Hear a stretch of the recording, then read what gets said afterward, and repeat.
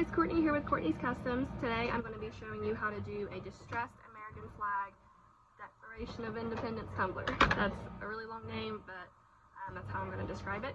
Before I start, do me a huge favor and hit that subscribe button and turn the notifications on so you'll be the first one to know when I post a new video. And sorry about my smurf fingers. So, of course, first you're going to need your tumbler, and this is a 20 ounce from Maker Flow Crafts. I painted just a small section of it blue, the rest of it red. You're going to need a lighter, be very, very careful, and you'll need a printer, of course some printer paper, some scissors, and I already started. I've done this before and I'm so sorry, but I already started and I realized I haven't made a tutorial on this yet, so I needed to. So I stopped in the middle of what I was doing.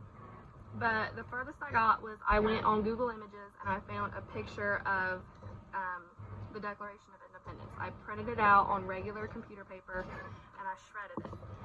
I just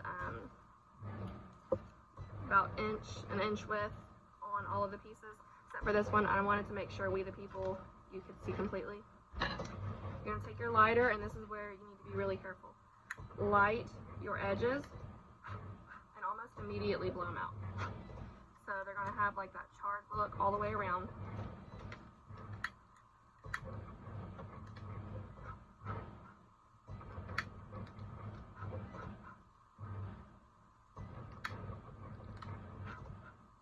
Don't do too big of sections at a time, so you'll have plenty of time to blow out small sections,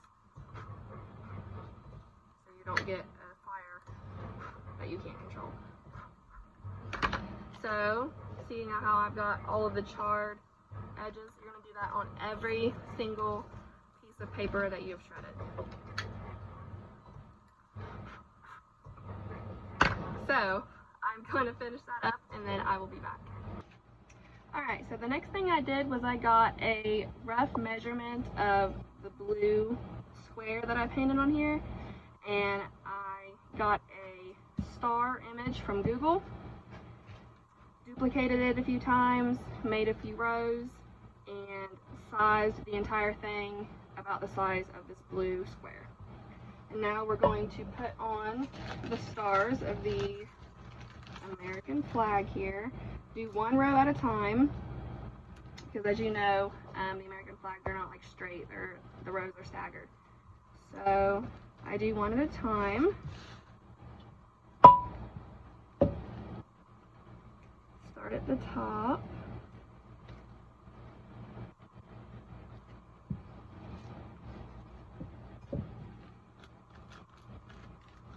I might have to go back and cut out a couple more stars. We'll see if I have any extra.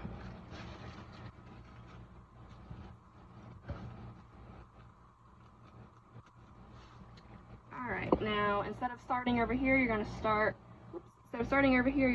like in between for the next one to make them staggered looking.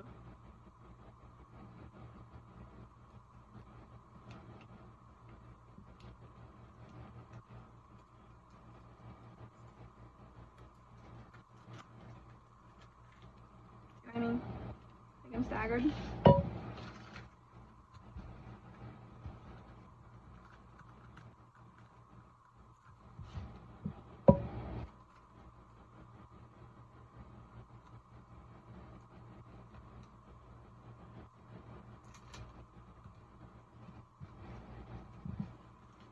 And I didn't epoxy before I did any of this either, though. This is the same day that I'm working here.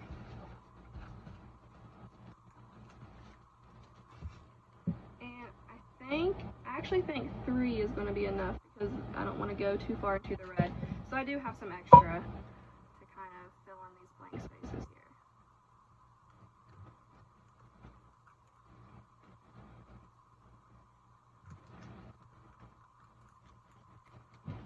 It's always better to print out more than what you think you need instead of not enough, and then it's kind of a pain to go back and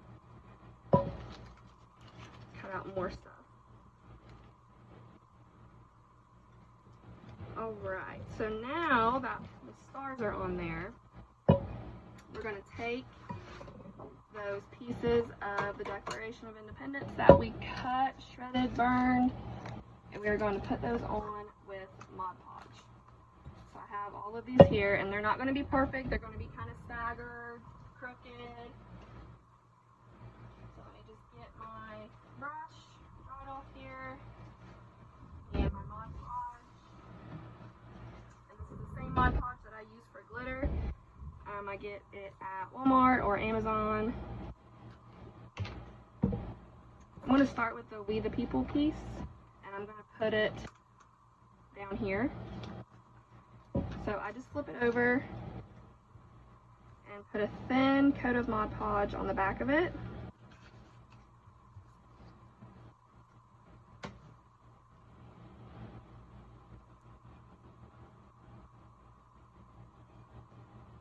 Gently place it on. See, I didn't like take my time to make it perfect or anything. I just kind of slapped it on.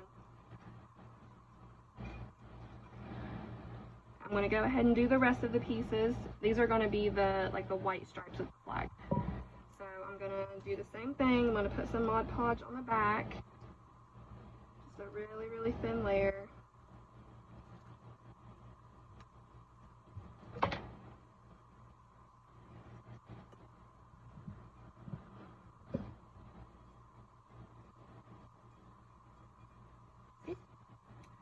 Now the next one.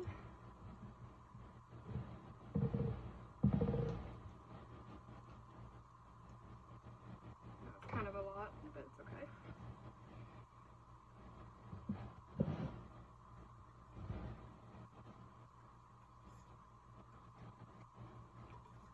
Alright, now I'm going to take this really skinny one and make it the last one around here. I'm going to leave that like a kind of a big chunk blank because this guy wants his name on it. So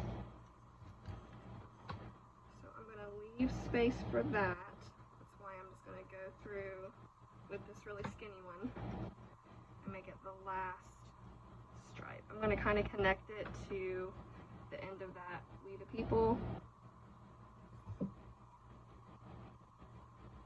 Kind of went on it at an angle, which is totally fine because like I said, these are not perfect. So that's what that looks like now. That's where his name's going to go. That's why there's a big blank space. And now I'm going to take some more Mod Podge and very gently just cover everything I just did, all of the paper, just to really seal it on there. I'm not putting a huge amount like I would if I was applying glitter.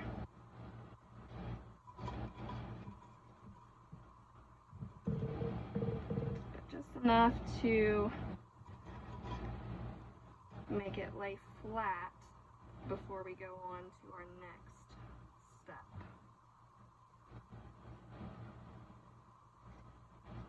Alright, so I got Mod Podge over all of my stripes. I'm going to let that dry and then I'll be back for the next step.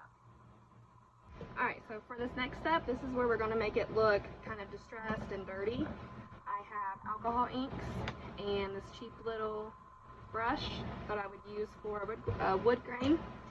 These are the same inks that I used when I did my saran wrap camouflage. They are Picasso brand. Got them on Amazon. I'll put the link in the description if you would like to check those out. Make sure you shake them up really, really good. And just squirt a little bit onto some wax paper or computer paper or whatever you have.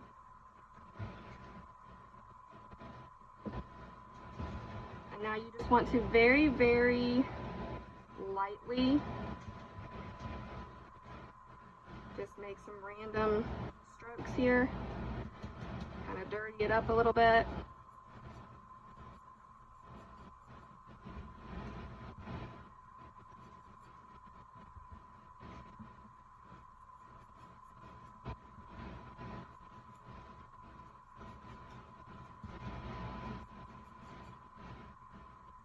I'm not going too crazy with it. I'm just making it look dirty.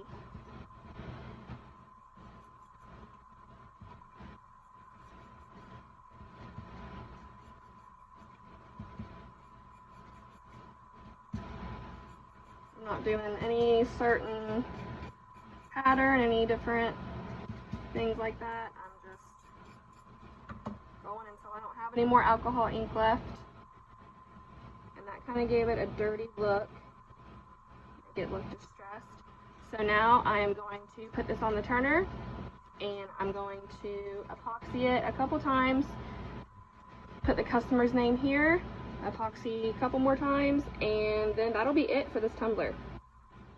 So guys, I appreciate you watching, and if you have any questions, don't hesitate to ask them in the comments, and don't forget to subscribe. Thanks guys, bye!